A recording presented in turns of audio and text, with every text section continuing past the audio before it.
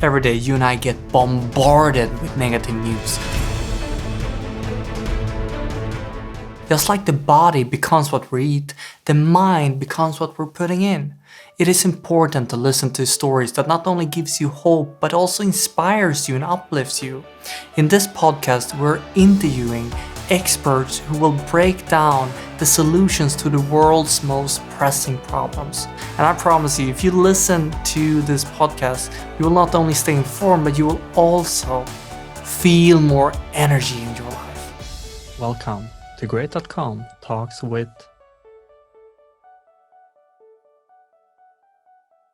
Great.com is a philanthropic project where we're donating 100% of our profit towards the most effective cause areas like protecting the rainforest, funding climate change technology. And if you want to help Great to donate even more money, please subscribe to the channel.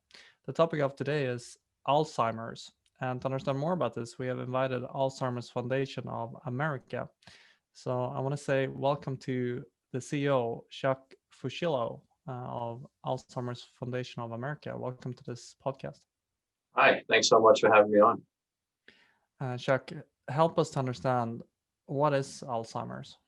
So Alzheimer's is a progressive brain disorder that impacts memory, thinking, language skills, and the ability to carry out simple tasks.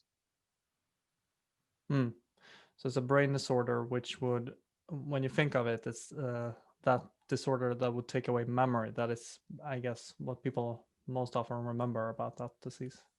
Yeah, and it's something that scientists and researchers for decades have been unsuccessful in solving as to what exactly is the cause of it. It could be environmental factors, lifestyle, genetics, but this is a disease state that is somewhat challenging to find a cure. And why would it be extra challenging with Alzheimer's to find a cure? The brain. It's the brain, the complexities of the brain. One of the things I always like to stress is that Alzheimer's is not a normal part of aging. Individuals think it is, but we deal with individuals who are in their 30s and 40s and 50s that are suffering from the disease. And the other confusion is, what is Alzheimer's and what is dementia? Alzheimer's is a disease. Dementia is not a disease, but it's a term that is used to describe symptoms, combination of symptoms, loss of memory, loss of judgment, and other intellectual functions. Are you saying that from aging, I could reach dementia, which would mean memory loss, without Alzheimer's being included in that? You could, absolutely. You think about life itself. We are on information overload. Tomorrow's printed papers is already old news. And individuals need to have that urgency to grasp. Well, the brain has a limited capacity as well to absorb all of this. So I hear it so often, oh, I forgot this, I forgot that. And people attribute it right away to Alzheimer's disease. And we always like to clarify that memory issues can be attributed to depression, alcoholism, thyroid issue, vitamin deficiency, sleep apnea. All are treatable, if not correctable. So we don't like to just throw out the word all the time, Alzheimer's, because there are other factors that can lead to memory issues. And it's so important that if any individuals are experiencing memory loss, that they see their primary care physician right away, because what I just described are all treatable, if not correctable. So if I'm an individual in society, I have maybe I have relatives. I know a lot of people. Would most people come across either themselves or someone they know that would be affected by Alzheimer's? Is that common? Absolutely. A couple of years ago, I remember we were holding a fundraising event for the Alzheimer's Foundation of America, and we were in a room with over 400 people. And our founder was there, our board chairman, who's still very active in the organization. And he asked everybody in the audience, raise your hands if you know somebody that is suffering from Alzheimer's disease. Everybody in the room raised their hand. Okay. So it's very prevalent throughout the world, prevalent throughout the United States. And it's something that, you think about it, If you take the number of people living with this disease and multiply that by 3 or 4 as a caregiving team, a support team, you could see how prevalent and widespread it is throughout the world. So I guess one part would be we need to do more research on how to solve it, and I guess there are other things that Alzheimer's Foundation of America would be doing. Could you help us understand what is it that you're researching and doing? Um, So we were founded nearly 20 years ago by a caregiver who many years ago was caring for his mom who had Alzheimer's disease. And at that time, back in the 80s and 90s, there was no place to turn to for any support, guidance, or counseling. His mom died, and he founded AFA as a place to go to ensure that nobody goes on this journey alone. So today, almost 20 years later, our core model is care, providing care and support to caregivers, education, knowledge. Knowledge is powerful, and research and funding research for better treatment and a cure. We never give up on the word hope, that one day there will be a cure. What's important to finding a cure and from finding better treatment is research dollars. So governments throughout the entire world, countries throughout the entire world, have to continue funding research for better treatment for a cure. Private foundations have to do that. We fund research all over the world, and our research one day will find better treatment and we'll find a cure. But in the United States, there's more than 2,000 trials going on right now for treatment and for better cure. and when you say trials, you mean we're basically experimenting, will this work or not as a treatment? Well, that's research. Yeah, exactly. And we never give up hope because those suffering from this disease, the families that are caring for individuals need to know that on the horizon, there will be better treatment to improve quality of life for individuals who are suffering from memory loss, and that one day there will be a cure to this disease. Let's go into continue that to understand how is it to have a family member who you live close by who has Alzheimer's. What is it like?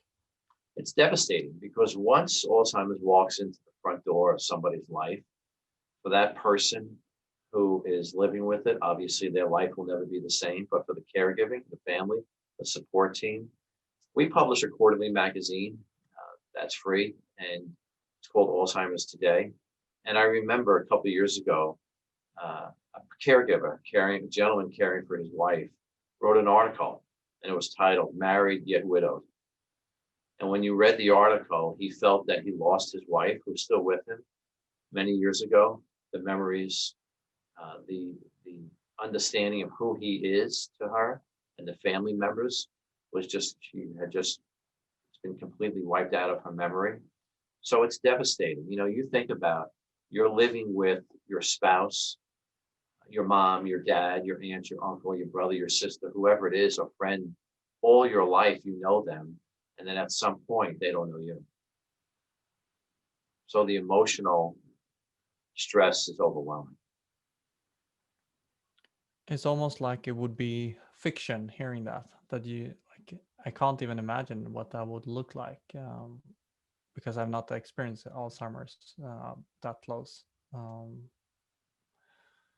But I hear that is reality, that you would actually be, yeah. It is reality, and that's the devastation part of this disease, and that's the devastating emotional impact to somebody who is caring for that person or a family member or friend, to know at some point they may or may not know who you are. So put yourself in that situation. You have your relatives, your best friends, people you've known all your life, and then at some point this disease could wipe out the memory of who you are.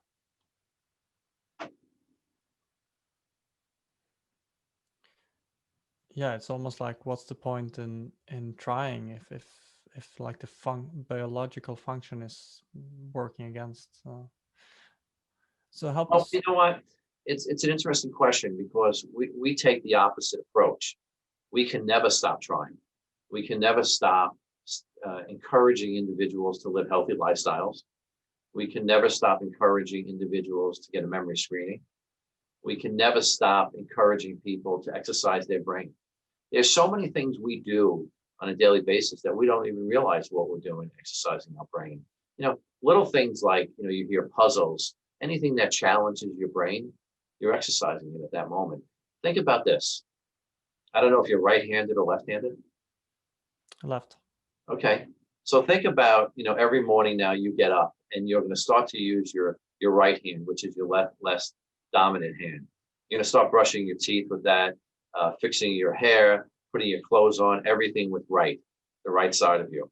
A change, right? So really what you're doing is exercising your brain now to program it something differently. So without knowing it, you're exercising your brain.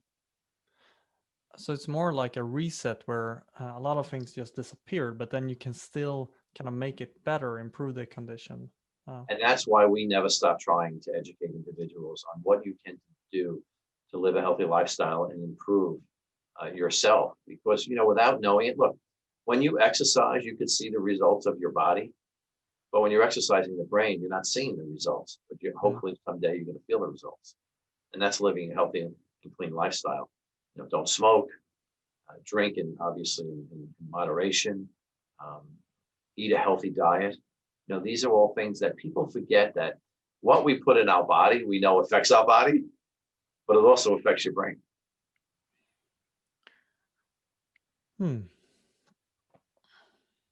Food for thought, right? It is, yes. And I like that perspective, to have that, because it felt quite hopeless. Yeah. So if you're actually living with Alzheimer's, how is it to? It almost seems like, this might be very blunt on me, but it's like it would be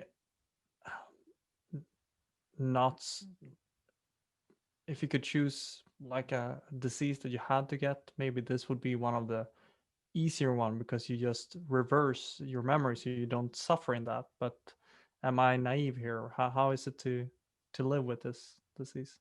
It can be devastating. There are different stages of Alzheimer's. In the early or mild, you're going to start to forget words, forget something that you just read, maybe ask the same question over and over, repeat yourself, not remembering names when you just meet new people. And then it will progress into like a middle stage, which is a moderate, increasing your memory loss and confusion.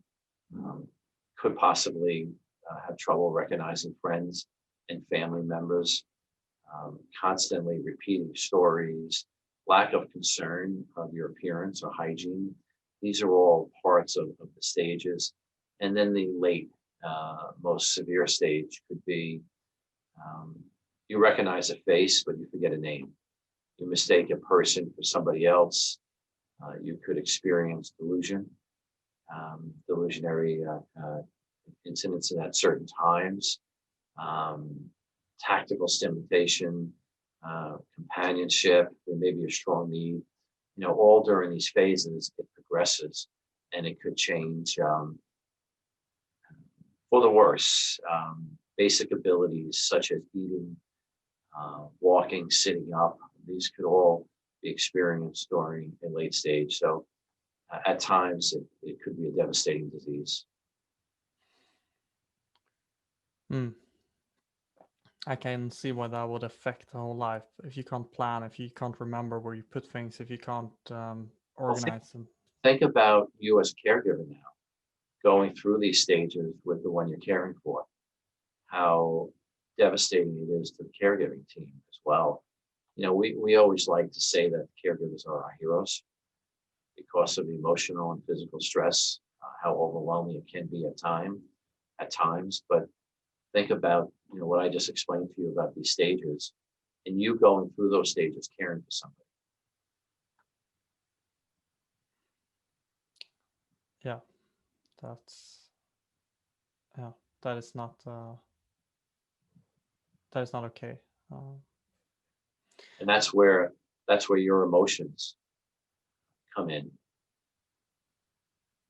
This is somebody that, if it's a family member or a loved one that you've been with all your life, and now you as a caregiver experience this as well.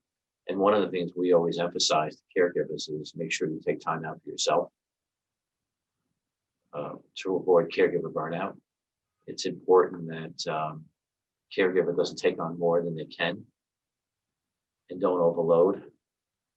Because if you burn out, you're obviously, affecting yourself, but the one you're caring for as well. So timeout periods are really important as well.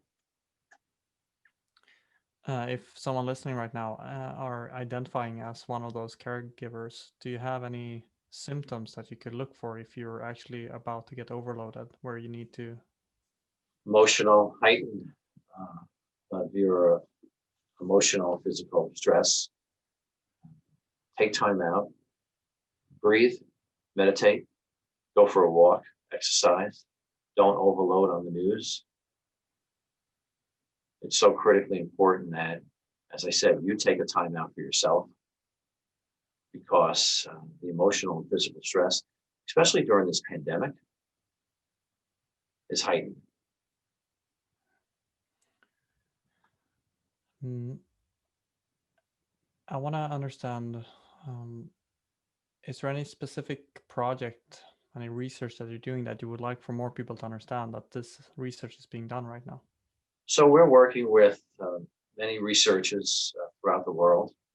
One particular one is working to re-energize unhealthy neurons in the brain through the blood. It's it's an initiative that thinks out of the box, and we're hopeful that next year they will see some positive results of that. We're also working on research for better treatment for hallucination and agitation, which could affect more than 50% of people living with this disease, up to 60%. And if we can come up with better treatment for hallucination and agitation, it will improve the quality of life for somebody living with this disease who's experiencing those factors. Mm. The But you know organization. what? But you know what's critically important? While we provide education, because we do webinars, educational conferences, support groups, and funding research, what's critically important always remains care. The support that we give to caregivers is so critically important. To let them know that they have a place to turn is always a mission, a goal of every single day of the Alzheimer's Foundation of America, because we want to make sure that nobody goes on this journey alone, that you need support. You can't do this alone. And you need to know the best practices on how to care for somebody during the different stages. But what's important is we have a helpline that's open 7 days a week, and it's staffed by licensed social workers that are dementia specifically trained. And that's a national toll-free number, which is 866-232-8484.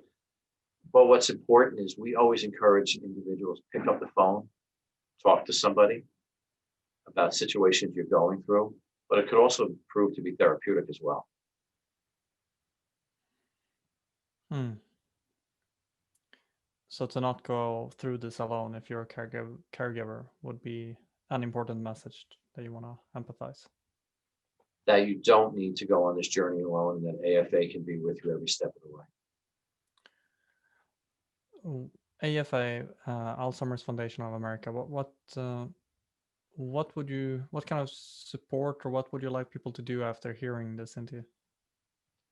So I'd love people to just know that we were founded by a caregiver who's in your situation, who at the time didn't know where to turn to for help, guidance, and support, and that we are here to offer that.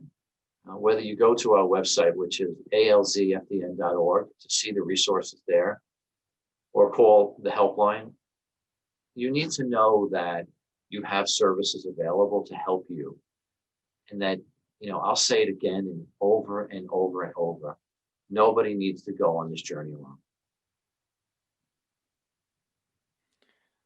The last question. Is there anything that you think we missed here that you would like to just address before we start to close this interview? So one of the things that's important is if we go hopefully for a routine screening, and, to our primary care physician for a health checkup every single year. One of the things we like to emphasize, and it's our signature program, it's memory screenings, is that a checkup from the neck up is also critically important. So we offer free virtual screenings because of the pandemic. We can't be one-on-one. That if somebody would like to have a memory screening, it's 10 to 15 minutes. It's a series of questions, non-invasive. It's confidential with one of our professionally trained staff members, done over the internet. All you need is a computer, a tablet, smartphone, but you have to call our office, and that's the 866-232-8484 number. Make an appointment any Monday, Wednesday, or Friday, and we give you a memory screening. And there's a baseline. If you score below the baseline, we make certain recommendations. Score above it, come back in 6 months. But a checkup from the neck up is always critically important. Once a year checkup from the neck up. Didn't know that that existed. Nice Yes. to know. And I just turned 31. Am I in the category where I probably should do that? No age limit, no age requirement, no insurance. It's free. It's a service we provide. We've screened individuals as young as 18 years old to 90. So if you're in that category, which I know you are, 31 years old, but it's for anybody. Anybody who has a concern about their memory or just wants to get a baseline of what their memory screening test would be. That's why this is important. Many times you go for a physical every single year and they don't test your memory. We feel this is important to be done as a routine screening. Jacques, thank you very much for taking the time helping us understand Alzheimer's a little bit better and the work that you're doing. Thank you so much. Great to be with you.